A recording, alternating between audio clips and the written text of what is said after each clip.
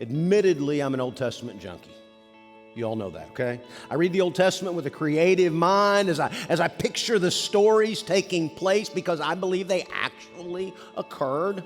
And as I read the Old Testament, one thing I marveled at is the way each individual story contributes to the whole story of God and God's people. Stories that occurred hundreds or even thousands of years apart, somehow they are connected.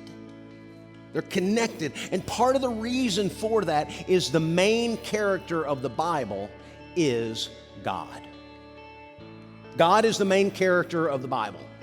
So our story that we read together today in Exodus chapter 16, it takes place 2.5 months after the Israelites have left Egypt, okay? They find themselves in the Sinai desert and they are hungry. They don't have enough to eat. And so they begin grumbling and whining and complaining to Moses and to Aaron, who were their leaders. And they begin longing for the good old days back in Egypt, when our pots and our bellies were full. We were slaves working ourselves into an early grave, but we weren't hungry. At least we were well-fed slaves. Now, in actuality, they're grumbling, they're whining, they're complaining. It was actually against God. So at this point in the story, two things stand out to me.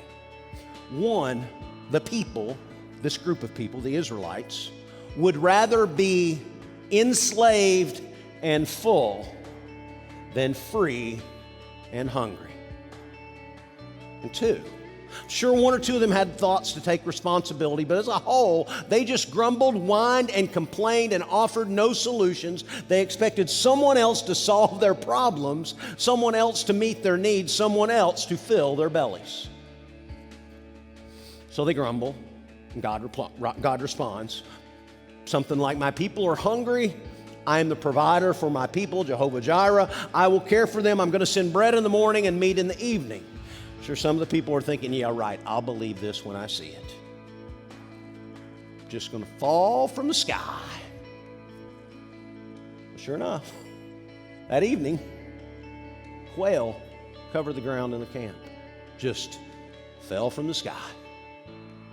Enough meat for the people to eat. Now, surely there were skeptics that thought, what? This is just a coincidence, right? But the next morning when they awoke, dew had fallen all over the camp. Now, think about that for a second, though. They are out in the middle of the Sinai desert, 2.5 months out of leaving Egypt, and dew is falling in the desert. And it did every night. And that morning when the dew dissipated, white flakes were left all over the ground, and they said, "What is it?" "It's bread from heaven." Bread just fell from heaven.